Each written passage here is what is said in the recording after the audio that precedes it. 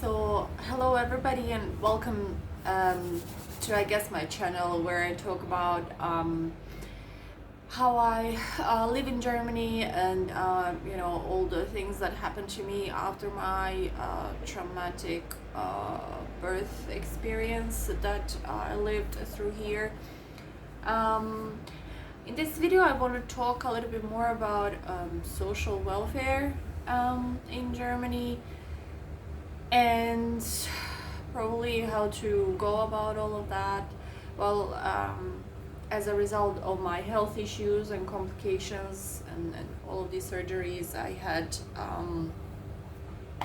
due to destruction of my pelvic floor, I still live on social welfare. Here in Germany it's called ALG2, and the system is really hard, because every once in a while I get assessed and reassessed for work, and sadly I have daily pain. I'm in pain basically every day, and I also struggle quite a lot to give quality care to my child. So I mean, obviously I take care of him and so on, but there's so many things that are difficult to me to do with him, like play for a very long time or take him outside. I do all of that, but it increases the level of the pain that I have in my everyday life. So a system here in Germany, I still don't quite understand it, because I also don't speak. I've never managed to learn the language very well, but some understanding of it is that they will keep you on social welfare as long as you feel like not quite okay, even though their assessors maybe can assess you that you can go to work, but yeah, my situation really is that I can't.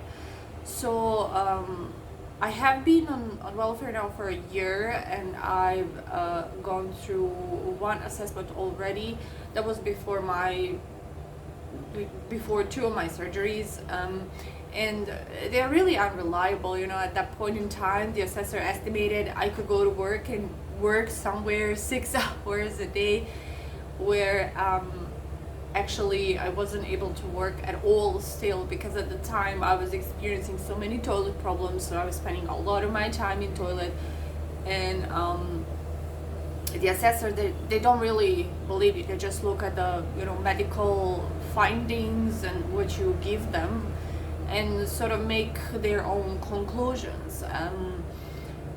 So, well, anyways, after that I had 2 surgeries and complications and so on, and I'm really curious what they will decide about me this time. But I also know there's been other people that choose to live on social welfare. I guess it's like a conscious choice, and then they go and work so a little bit under the table or something like that. I'm not really familiar with that system because I'm genuinely sick. So the system in Germany is like the system protects itself, I feel, from my own personal experience, and not the person. So without the help and care of my family, specifically my mother, I'm pretty sure I will not be alive, because this is a system without a system, if you will. And you can really only count on yourself in the end, and the close members of your family. So even my ex-husband now is really supportive, and initially it was really hard, and kind of this whole experience destroyed our marriage, but now it has all gotten a bit better because we are friends, and we are successfully raising our child together, I can say. But yeah, I mean, obviously he's heartbroken over the entire situation. So yeah, the amount of social welfare that they give you here in Germany is really very low. So I get somewhere about 400 euros for myself, and they will recalculate for the child again, because it spends only half time at my house.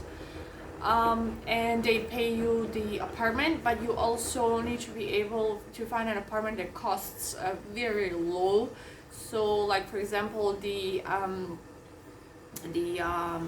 what the what I monthly pay for my apartment, or well, what they pay, it costs about 420 euros, and then they also pay like these, what is called in Germany, Nebenkosten, the various charges in the amount of 100 euros. So it's really very low, but anyways, this is what my birth did to me. And also the surgeries failed really to help me in a sense where I can go back to some kind of work, because I personally feel very suffer from a huge lack of focus and all of that. I'm in pain most of the time, well actually the whole day, so it's hard, but there is a system that kind of supports you, like, to stay alive. I, however, really want to say and underline this, I can't stress this enough, that without the help of my mother, I would not be able to do none of this, and not to go through the surgeries, or not to survive alone on social welfare, and so on. And I mean, my mom has been a huge support to me, and a huge rock. Obviously she's very devastated with everything that has happened to me, but yeah, I had a normal career before all of this. Before the birth of my child, I was a full-time teacher. It was quite I worked almost for and studied almost for 20 years of my life, and now I'm applying for an early retirement. I'll see how that goes, and will I be able to get anything, and what will the system do with me here in Germany. I don't quite know how other ladies who have had birth injuries, what they do financially. I think most of them receives Arbeitslosengeld, which is basically the type of money when you cannot go back to your job, so they extend you sick leave forever and ever. And I guess I don't know until which point that goes, but many of them are quite unable to go to work full time. I think that's really rarely possible, but at best you can do something a couple of hours every day. My personal hope was that I would be able to sit somewhere, to be seated in some kind of job or somewhere, and then do it, but no.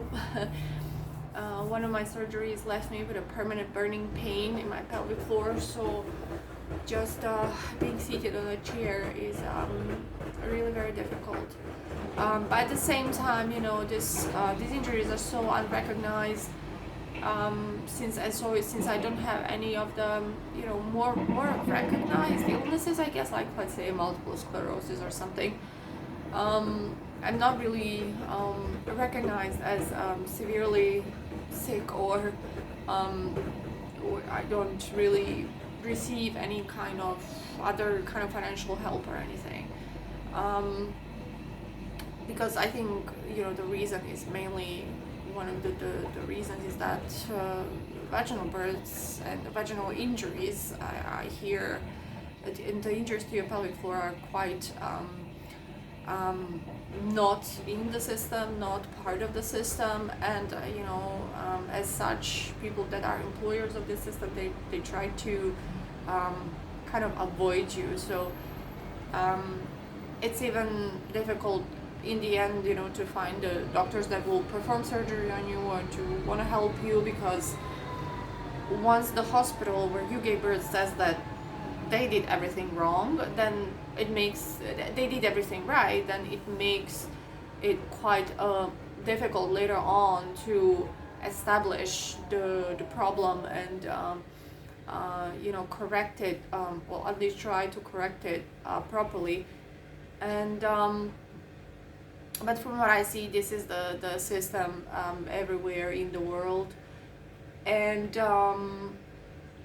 anyways, this was a kind of shorter video about the social welfare part.